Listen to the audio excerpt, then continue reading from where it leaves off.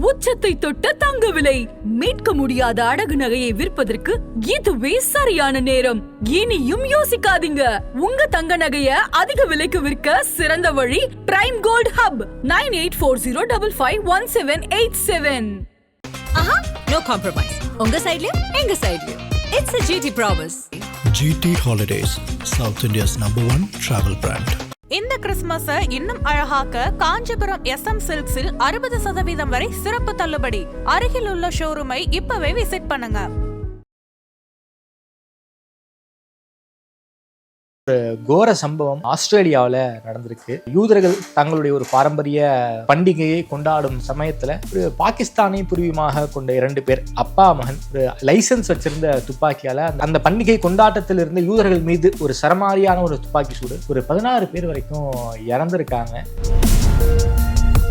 முதல்ல எங்கு துப்பாக்கி சூடு நடத்து அப்பாவிகள் கொல்லப்பட்டாலும் நாகரிக சமூகம் ஏற்றுக்கொள்ளாது. அது என்ன வேணும்னாலும் பேர்ல இருக்கட்டும். இப்ப இதுல இந்த யூத சமூகத்தை சார்ந்தவர்கள் மேல ஒரு அப்பாவும் மகனும் துப்பாக்கி நாடு சுட்டாங்க அப்படின்னு அவர்கள் இந்த மதத்தை சார்ந்தவர்கள் என்று அடுத்து வர்றாங்கல்ல, அது தேவையில்லைன்னு நான் நினைக்கிறேன். ஏன்னா தீவிரவாதிகளுக்கு மதம் இல்லை அப்படிங்கிறது என்னுடைய கருத்து, பெரும்பாலானவருடைய கருத்து அதுதான்.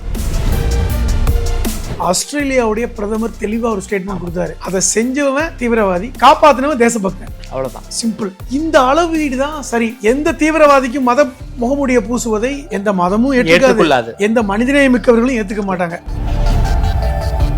பாலஸ்தீனத்தில் நடக்கிற இனப்படுகொலையை கண்டிப்பது என்பது யூத வெறுப்பா? யூத வெறுப்பு என்பது வேறு. யூத வெறுப்பு என்றால் யூதர்கள் கொல்லப்படணும். இப்ப ஹிட்லர் செஞ்சது யூத வெறுப்பு. ஆமா, யூதர்களை நான் கொலை செய்வேன் என்று நூரம்பர்க் சட்டம் என்று ஒரு சட்டத்தை கொண்டு வந்து யூதர்களை கொலை செய்வதற்கே ஒரு சட்டம் போட்டான். அது யூத வெறுப்பு. இப்ப இது எப்படி யூத வெறுப்பாகும்? அப்ப நீங்க இஸ்ரேலை ஏற்றுக்கொண்டால் மட்டும்தான் யூத ஆதரவாளர்கள் அப்படிங்கிறது சரியில்லையே. இப்ப இந்த அரசியல் அவங்க பூத்துறாங்க. இது முழுக்க முழுக்க வணிக அரசியலாக செய்யப்பட்டது. அந்த இஸ்லாமிக் போபியாங்கிற வணிக அரசியலை அங்க செஞ்சாங்க. இது ஒரு வகையான அரசியல் தான். அப்படியா? கண்டிப்பா. இஸ்லாமிக் போபியா பின்னாடி அப்படி என்ன அரசியல்னா என்ன அரசியல் இருக்கிறது? ஓ, காரல் மார்க்ஸுடைய ஸ்டேட்மெண்ட், மதம் ஒரு அபிநய போன்றது. அப்ப என்ன அர்த்தம்? அடிக்ஷன், போத, மதம், இனம், மொழி, நான் தான் பெரியவன், எல்லாமே அடிக்ஷன். அப்ப இந்த அடிக்ஷன் தீவிரவாதத்தை வெளிப்படுத்துது, அடிப்படைவாதத்தை வெளிப்படுத்துது. இதுக்குள்ளேயே நீங்க ஒரு மதத்தை மட்டும் கொண்டு வரீங்க. நான் கேட்கிறேன், நீ இஸ்லாம் மட்டும் ஏன் நீங்க போக்கஸ் பண்றீங்க? பாக்குறவங்களுக்கும் கேட்கிறேன். காப்பாத்திய அந்த நபர் உண்மையான தேசபக்தர்னு சொன்னார். அந்த அகமது அல் அகமதுக்கு என்ன நடக்குதுன்னு தெரியாது, ஆனா போய் உயிரை கொடுத்து காப்பாற்ற போற அந்த எண்ணம் வருது பாத்தீங்களா? ஹியூமனிட்டி. அது இயற்கையா ஒவ்வொரு மனுஷனுக்கு இருக்கும். இப்படிப்பட்ட சமூகத்தை உருவாக்குவதற்கு நம்ம என்ன பண்ணணும்? அதைத்தான் நம்ம பேசணும். வெறுப்பை தடுத்து விட்டு அன்பை விதைக்கிற வேலையை நாம் செய்தாலே உலக அளவில் தீவிரவாதம் ஒழியும் என்பது என்னோட கருத்து. ஆதனையர்களுக்கு அன்பு வணக்கம். இன்று நம்மோடு எழுத்தாளர் திருமதி புதுமணம் ஹலீம் அவர்கள் இருந்துள்ளார். வணக்கம் ஹலீம் சார். வணக்கம். நலமா இருக்கீங்களா? நலமா இருக்கேன். ஒரு கோர சம்பவம் ஆஸ்திரேலியாவில் நடந்திருக்கு. யூதர்கள் தங்களுடைய ஒரு பாரம்பரிய பண்டிகையை கொண்டாடும் சமயத்தில் ஒரு பாகிஸ்தானை பூர்வீகமாக கொண்ட 2 பேர், அப்பா மகன், ஒரு லைசன்ஸ் வச்சிருந்த துப்பாக்கியால் அந்த பண்டிகை கொண்டாட்டத்தில் இருந்த யூதர்கள் மீது ஒரு சரமாரியான ஒரு துப்பாக்கி சூடு, ஒரு 16 பேர் வரைக்கும் இறந்திருக்காங்க. நாம் எப்படி புரிஞ்சுக்கிறது? குறிப்பாக ஆஸ்திரேலியாவில் நடந்த சம்பவம் உலகம் முழுக்க ஒரு மிகப்பெரிய ஒரு அதிர்வலையை ஏற்படுத்தியிருக்கு. எப்படி பார்க்குறீங்க? சிட்னி ஒரு முக்கியமான நகரம். ஆமாம், ஆஸ்திரேலியாவுக்கு. அந்த போண்டி கடற்கரை என்பது ரொம்ப பாப்புலரான ஒரு கடற்கரை. அங்கே எப்பொழுதுமே வருடம் வருடம் எல்லா நிகழ்வும் நடக்கும். அப்படிப்பட்ட ஒரு இடத்துல தான் இந்த ஹனுக்கான்னு சொல்லக்கூடிய இந்த நிகழ்வு, யூதர்களுக்கான விழா, அதனால நடக்கும். ஹனுக்காங்கிறது என்ன? ஹனுக்கானா 8 நாள் 8 பகல் 8 இரவுகள் நடக்கும். இது கிட்டத்தட்ட நம்ம 8 இரவுகளும் தீபம் ஏற்றுவாங்க. ஓகே, நம்ம ஊர்ல தீப திருநாள் மாதிரி கார்த்திகை தீபம் மாதிரி பண்ணுவாங்க. அது எதுனா வரலாற்றை நம்ம உற்று பார்த்தோம்னா, அவர்கள் ரோமர்களிடமிருந்து தங்கள் நாட்டை மீட்க வேண்டும் என்று நடந்த போராட்டம். ஓகே, இந்த காலகட்டம் நான் சொல்றது கிமு கிறிஸ்து பிறப்பதற்கு முன்பு. அந்த 2ஆம் கோவில் இடிக்கப்பட்டதுக்கு அப்புறம் கிட்டத்தட்ட கிமு 538 நினைக்கிறேன். ஓகே, அப்பொழுதுதான் அந்த 2ஆம் கோவில்ல முதல் கோயில் இடிக்கப்பட்டது. சாலமன் கட்டிய கோவில் இடிக்கப்பட்டது. அதுக்கப்புறம் நீண்ட நெடுங்காலம் அவர்கள் போராட்டம் பண்ணி சைப்ரஸ் மன்னருடைய உதவியோட அந்த கோயிலை மிகல அந்த நிலத்தை மீட்டாங்கங்கிற வரலாறு.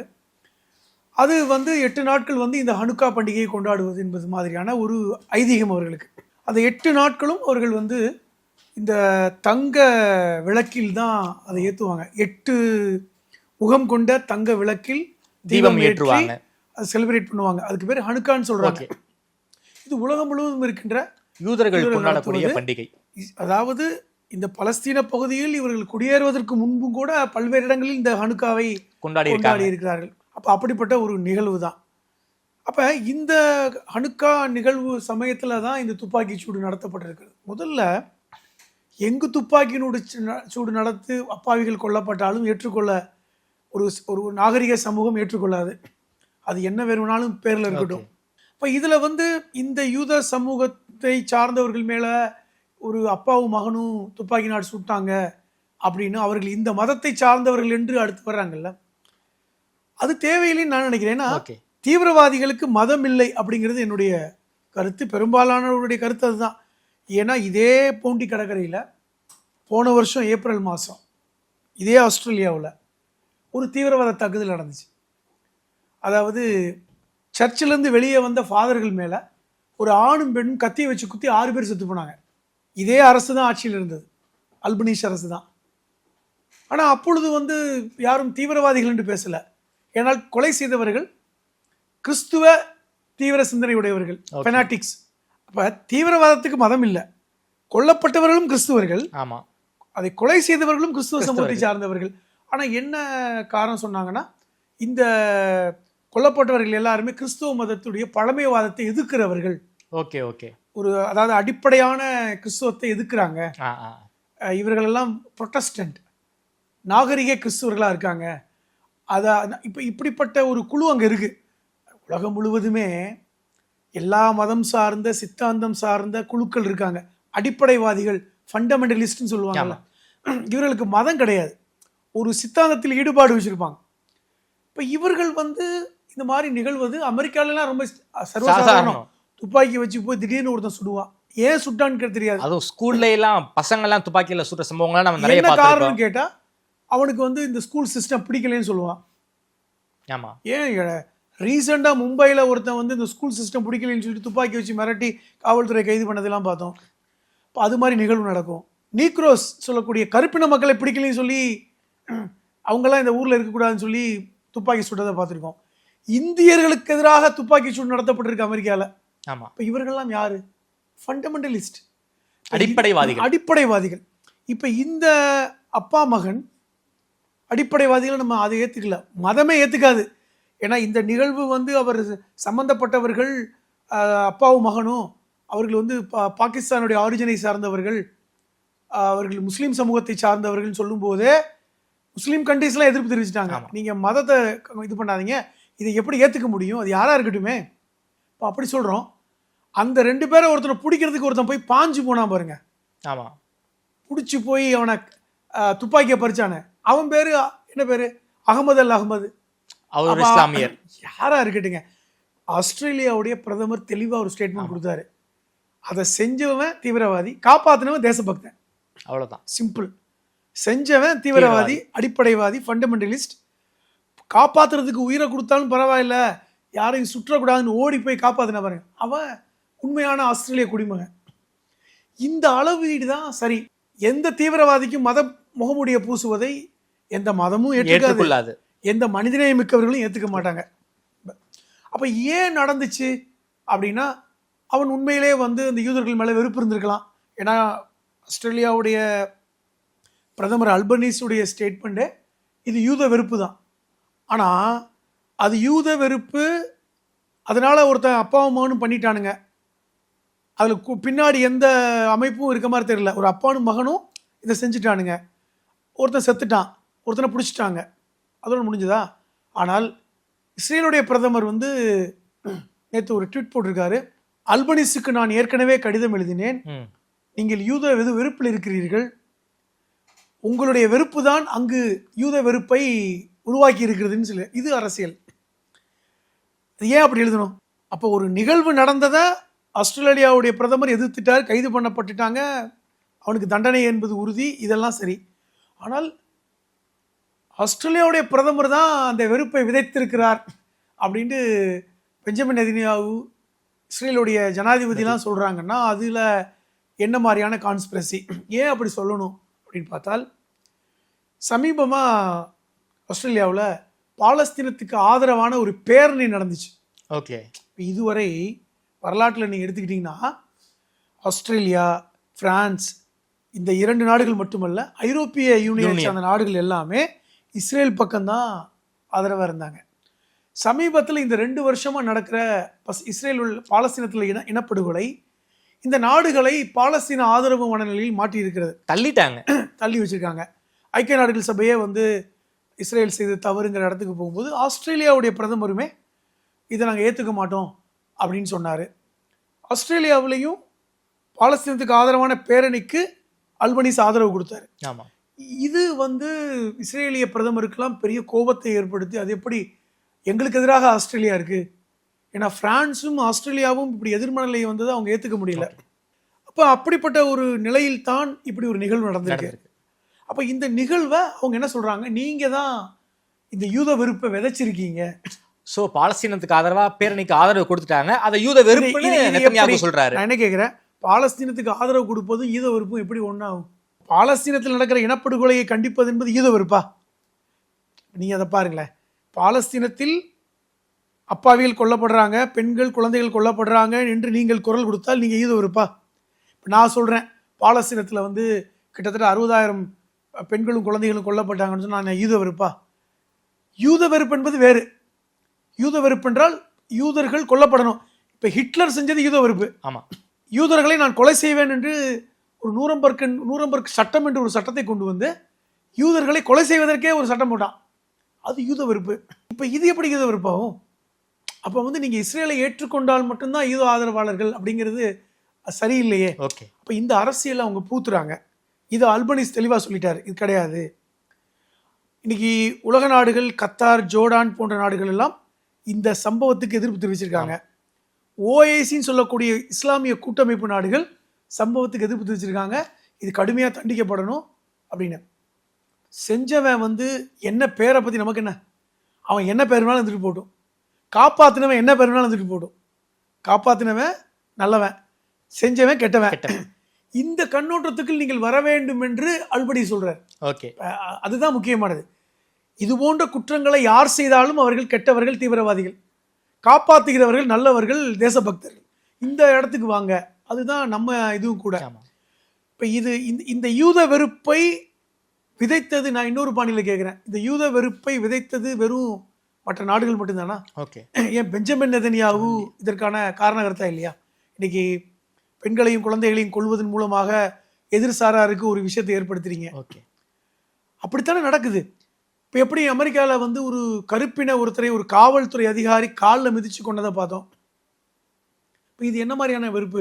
அதுக்காக ஒட்டுமொத்த வெள்ளையின அமெரிக்கர்களும் காரணம் அப்படின்னு சொல்வது எவ்வளவு முட்டாள்தனம். ஆமாம். ஒருத்தன் வந்து ஒரு போலீஸ்காரர், ஒரு காவல் அதிகாரி காலால் வந்து அந்த கருப்பின நபரை வந்து கழுத்தில் மிதித்து கொள்றாரு. ஓகே. இது வெளிப்படையாக என்ன தெரிஞ்சதுன்னா, இது முழுக்க முழுக்க இனவாதம், கருப்பின இனவெறி, வெள்ளையருங்கிற ஆதிக்கம்னு. இதை வெள்ளையர்கள் தான் எதிர்த்தாங்க சொல்ல போனா. அப்போ இது மாதிரி தான் இதையும் பார்க்கணும். அந்த பார்வை தான் முக்கியம். அப்போ வந்து அது இனவெறியா இருக்கட்டும், இல்லை மதவெறியா இருக்கட்டும், இதுக்கு மத சாயம் பூச தேவையில்லை. ஓகே. அல்லது ஒரு சித்தாந்தர வெறியா இருக்கலாம். என்ன கேட்குறேன், அப்போது 2024 சர்ச்சுடைய ஃபாதர்களை வந்து போய் கொண்ட ஒருத்தன், இன்னொருத்தன் ஒரு ஆர்த்தடாக்ஸ் கிறிஸ்டியன், 2 பேரும் ஒரு மதம். இப்போ எது அவர்களை கொலை செய்ய வச்சது?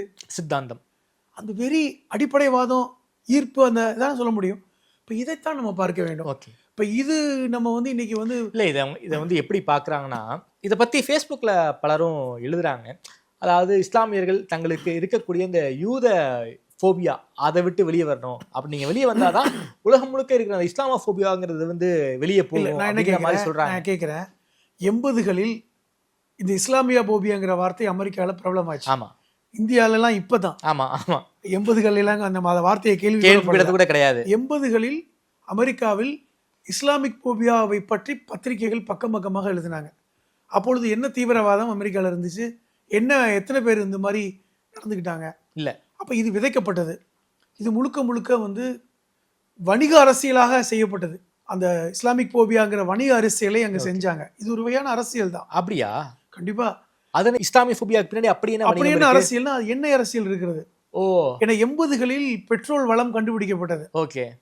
அது வரைக்கும் 70க்கு முன்னாடிலாம் பார்த்தீங்கன்னா அரபு நாடு வந்து அவ்வளோ பெரிய வளர்ச்சியான நாடு கிடையாது. ஓகே. 70-80களில் எண்ணெய் வளம் கண்டுபிடிக்கப்பட்டு மத்திய தரை நாடுகளில் எண்ணெய் வந்து வளம் கண்டுபிடிக்கப்படும் போது அப்போ அங்க இந்த நாடுகளை கைப்பற்ற வேண்டும் என்கிற எண்ணம் மேலை நாடுகளுக்கு இருந்தது. ஐரோப்பிய நாடுகளுக்கும் அமெரிக்க நாடுகளுக்கும் இருந்தது. அப்போ அவர்கள் வந்து இந்த யுக்தியை கையாண்டாங்க. எப்படின்னா இஸ்லாமிக் போபியாங்கிற அந்த வெறுப்பை கையாண்டு அதை மேலை நாடுகளில் அதை பரப்பி, இல்லை நாங்கள் உங்களுக்கு வந்து இதுக்கு ஆதரவாக இருக்குன்னு சொல்லி ஒரு அனுசரணையை பரப்பி அந்த நாடுகளை வந்து தங்கள் இழுத்துக்கிட்டாங்க. இது ஒரு வகையான டாக்டிக்ஸ். இப்போ நான் வந்து உங்களை பிடிக்கல, உங்க மேல வெறுப்பை பரப்புறேன், எல்லாரும் வெறுக்கிறாங்க, ஆனால் நான் வெறுப்பை பரப்புறேன், நானே வந்து கவலைப்படாத, நான் ஆதரவு கொடுக்குறேன் அப்படின்னா நீங்க எப்பக்கம் சாய்வீங்களா மாட்டீங்களா? இது ஒரு வகையான டாக்டிக்ஸ். இப்போ இதை பரப்புனாங்க. இது ஒன்று. இரண்டாவது, இஸ்ரேல் பாலஸ்தீன விஷயத்தை இத்தனை வருடங்களாக தீர்க்காமல் கொண்டுட்டு போனது யார்? அது வரைக்கும் தீர்க்கப்படாமல் செய்வது யார்? எத்தனை வருஷம் போயிட்டு இருக்கு? 48ல் 2 நாடுகளாக பிரிக்கப்பட்டதுக்கப்புறம் 67 யுத்தம், சரிதான், தவறு, 67 யுத்தம் நடந்தது. அதுக்கப்புறம் 70களிலிருந்து பல்வேறு முயற்சிகள் எடுக்கப்பட்டன.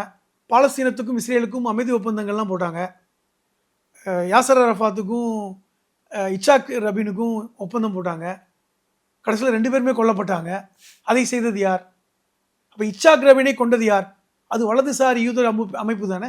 வெளிப்படையாக சொன்னாங்களே, நாங்கள் தான் கொண்டோம், இந்த ஒற்றுமை ஏற்றுக்க மாட்டேன்னு சொன்னாங்களே, அது ஒன்று. யாசர் அரஃபாத்தை கொலை பண்ணது யார்? அது முழுக்க முழுக்க அமெரிக்காவோட சிஏன்னு சொன்னாங்க. அதுக்கு இன்ன வரைக்கும் ப்ரூஃப் இல்லை. இப்படி பல்வேறு தலைவர்கள் கொல்லப்பட்டிருக்காங்க. அப்போ இந்த கான்ஸ்பிரசி உடையாமல் எப்படிங்க நீங்கள் ஒருத்தர் மேலே மட்டும் பலிய போடுவீங்க? நான் கேட்குறேன். இப்போ நீங்கள் கேட்குறீங்க இந்த தீவிரவாதம் எதிர்வினையால் ஏற்பட்டிருக்குன்னு நான் சொல்கிறேன். எதிர்வினை தானே.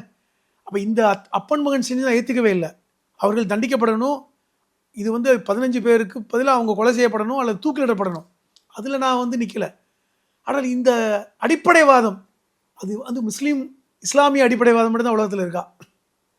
இன்றைக்கி உலகளவில் அடிப்படைவாதம் எடுத்துக்கொண்டால் இன்றைக்கி வலதுசாரி அடிப்படைவாதம் அமெரிக்காவில் இருக்குது. இந்தியாவில் தாங்க கடவுள் மறுப்பாளர்கள் இடதுசாரிகள், அமெரிக்காவில் கடவுள் மறுப்பாளர்கள் வலதுசாரிகள். புரியுதா? அவர்களுக்கு இங்கேக்கு சம்மந்தமே கிடையாது. கடவுளை ஏற்றுக்க மாட்டான், ஆனால் அவன் வலதுசாரியாக இருப்பான், கேபிட்டலிஸ்ட். இப்போ ஹிட்லர் அவன் வந்து ஒரு சிறந்த கிறிஸ்துவ நம்பிக்கையாளன். அவன் ஏன் யூதர்களை கொலை செஞ்சான்?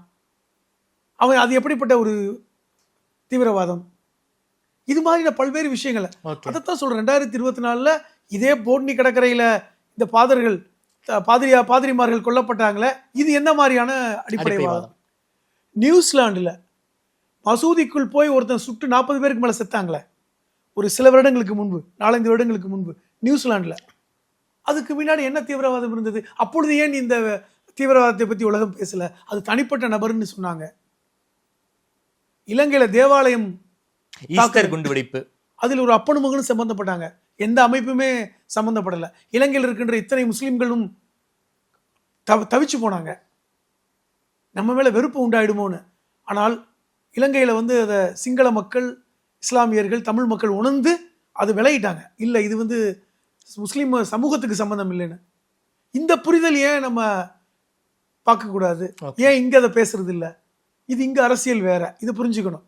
உலக அளவில் இந்த மாதிரியான அந்த எதிர்ப்பு, வெறுப்பு, போபியா, எல்லா வகையான போபியாவும் இருக்கு. மொழி ரீதியான போபியா இல்லையா இந்தியாவில்? நம்ம இன்னைக்கு வரைக்கும் நம்ம வந்து தமிழ்னா வந்து தென்னகம்னா ஏன் அந்த போபியா அங்கே வட இந்திய மக்களுக்கு இருக்கு? ஏன் வந்து நம்ம வந்து இந்திய எதிர்ப்பை திணிக்கிற விஷயங்களை செய்கிறாங்க? இது ஒரு போபியா இல்லையா? இன்னைக்கு உலகம் முழுவதும் அப்படிதாங்க. மொழி ரீதியான போபியா இருக்கு. ஆங்கிலேயர் காலத்தில் ஆங்கிலத்தை திணிக்க வேண்டும் என்று நினைத்தது ஒரு போபியா தான். மதம், மொழி எல்லாமே அபின் போன்றதுன்னு சொன்னாங்க. காரல் மார்க்ஸுடைய ஸ்டேட்மெண்ட், மதம் ஒரு அபினை போன்றது. அப்போ என்ன அர்த்தம்? அடிக்ஷன், போதை. மதம், இனம், மொழி, நான் தான் பெரியவன், எல்லாமே அடிக்ஷன். அப்போ இந்த அடிக்ஷன் தீவிரவாதத்தை வெளிப்படுத்துது, அடிப்படைவாதத்தை வெளிப்படுத்துது. இதை நீங்கள் இதுக்குள்ளேயே நீங்கள் ஒரு மதத்தை மட்டும் கொண்டு வரீங்க. நான் கேட்குறேன், நீ இஸ்லாம் மட்டும் ஏன் நீங்கள் ஃபோக்கஸ் பண்ணுறீங்க? இப்போ இது இஸ்லாமிக் போபியா இல்லையா?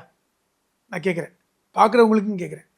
இப்போ ஒரு மதத்தை மட்டும் நீங்கள் டார்கெட் பண்ணி ஃப்ரேம் பண்ணால், இந்த ஒரு மதத்துக்கு மட்டும் நீங்கள் கட்டம் கட்டினீங்கன்னா அது வந்து என்ன? அது ஏன் அந்த இஸ்லாமியர்களை மட்டுமே, அதுக்கு என்ன அரசியல்? இஸ்லாமியர்களை மட்டுமே குறிவைக்கப்படுகிறார்களே, இது என்ன அரசியல்? இது என்ன காரணம் அப்படின்னா, நீங்கள் வந்து உலகளவில் வேகமாக வளர்ந்து கொண்டிருக்கின்ற மதம் இஸ்லாம். இந்தியாவில் தான் வளரல, இந்தியாவில் அதே 15% தான். ஆனால் உலகளவில் இன்னைக்கு வளர்ந்து கொண்டிருக்கிறது. அமெரிக்காவில் இஸ்லாம் வளர்ந்து கொண்டிருக்கிறது. இங்கிலாந்தில் இன்னைக்கு இஸ்லாமியருடைய எண்ணிக்கை 15 விழுக்காடு. பிரிட்டனில் 2வது பெரிய மதம். ஆஸ்திரேலியாவில் 17 விழுக்காடு இஸ்லாமியர்கள். பிரான்ஸில் இன்னைக்கு 2வது பெரிய மதம் இஸ்லாம். இப்படி அங்கே வளர்ந்து கொண்டிருக்கிறது என்பது அவர்களுக்கு, அடிப்படைவாதிகளுக்கு கோபத்தை கொடுக்கக்கூடிய ஒரு விஷயம்தான். அங்கு அடிப்படைவாதிகள் கிறிஸ்துவர்கள். இப்போ இதே இங்கே கிறிஸ்துவத்து மேலேயும் இஸ்லாமத்து மேலேயும் அடிப்படைவாதிகளுக்கு கோபம் இருக்கும். யார் எந்த சிறுபான்மை உடைய மதம் வளருதோ பெரும்பான்மைக்கு கோபம் வரும். ஆமாம், அதுதான் அடிப்படைவாதத்துடைய அடிப்படை.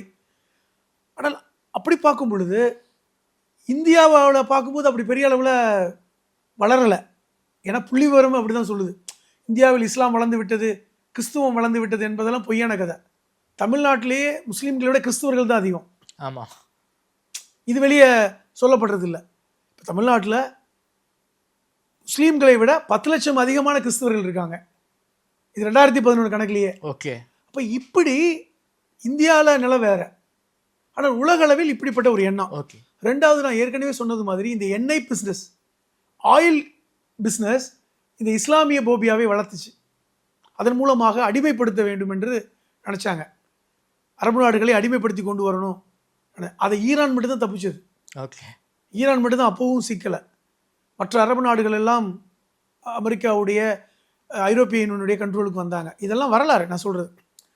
இப்போ இன்னைக்கு வெறுமனே வந்து இஸ்லாமிய வெறுப்பு என்பது அது தீவிரவாதத்தோடு தொடர்புடையது என்று பேசுவதை விட, இந்த போபியாக்களை ஒழிக்கணும் அப்படிங்கிற இடத்துக்கு நகர்ந்தான் நல்லது. ஓகே. அது எந்த போபியாவாக இருந்தாலும் மனிதநேயத்தோடு அணுகிட்டு போகணும்ல. இப்போ நான் உங்களை நேசிப்பதை மதத்தை தாண்டி ஒரு மனிதனாக நேசிக்கணும். அப்போ அந்த இடத்துக்கு நகருவதற்கு நம்ம என்ன பண்ணணும்? அது முக்கியமானது. அப்போ ஒருத்தனை டார்கெட் பண்ணாமல் எல்லாத்துக்கும் ஒரு பொது வெளியில் ஒரு ஒரு ஒரு காமன் அஜெண்டா அதை இன்னைக்கு கொண்டு வர முயற்சி பண்ணுறாங்க. இன்னைக்கு வந்து ஐக்கிய நாடுகள் சபையில் ஹியூமன் ரைட்ஸ் கமிஷன் பேசுது, நம்ம வந்து அதை ஒரு மதத்தை டார்கெட் பண்ண வேணாம். அதன் அடிப்படையில் தான் வந்து பாலஸ்தீனத்துடைய மனிதநேய உரிமை மீறலை பற்றி பேசுறது காரணம் அதுதான். இன்னைக்கு ஓஐசியும் அதை பற்றி பேசுது. ஓகே. இன்னைக்கு ஆஸ்திரேலியா நடந்த இந்த விஷயம் வந்து ரொம்ப அதிர்ச்சிகரமான விஷயம் சொல்லி இன்னைக்கு ஓஐசி பேசுகிறாங்க, இஸ்லாமிய கூட்டமைப்பு பேசுகிறாங்க. அதில் மாற்று கருத்தே கிடையாது, ஏற்றுக்கொள்ளவே முடியாது. இன்னும் சொல்லப்போனால் கைப்பற்றப்பட்டவர்கள் யார் சொல்லி செஞ்சாங்கிறதையும் வெளிப்படும். இப்போ நேற்று வரைக்கும் அவங்களுடைய பின்னணி என்னன்னு போலீஸே சொல்லலை, காவல்துறை சொல்லலை, அவர்கள் எந்த நாட்டை பூர்வீகமாக கொண்டவர்கள் கூட சொல்லலை. காப்பாற்ற ஓடி ஒளிஞ்சு போய் பிடிச்சார்ல அகமது அல் அகமது, அவருடைய ஆரிஜினே வந்து அரபு நாடு சார்ந்தவர் தான். ஆனால் அல்பரி சொன்ன ஸ்டேட்மெண்ட், காப்பாற்றிய அந்த நபர் உண்மையான தேசபக்தர்னு சொன்னார். அவ்வளோதான், சிம்பிள் இட் இஸ். அந்த அகமது அல் அகமதுக்கு வந்து என்ன நடக்குதுன்னு தெரியாது, ஆனால் போய் உயிரை கொடுத்து காப்பாற்ற போகிற அந்த எண்ணம் வருது பார்த்தீங்களா? That's a humanity. அது இயற்கையாக ஒவ்வொரு மனுஷனுக்கு இருக்கும். இப்படிப்பட்ட சமூகத்தை உருவாக்குவதற்கு நம்ம என்ன பண்ணணும்? அதைத்தான் நம்ம பேசணும். வெறுப்பை தடுத்து விட்டு அன்பை விதைக்கிற வேலையை நாம் செய்தாலே உலக அளவில் தீவிரவாதம் ஒழியும் என்பது என்னோட கருத்து. ரொம்ப நன்றி ஹலீம் சார். குறிப்பாக இந்த ஆஸ்திரேலியா சம்பவத்துக்கு முன்னாடி கூடிய அரசியலை பற்றி ரொம்ப விரிவாக பேசியிருக்கீங்க. நேரில் பேசி நன்றி.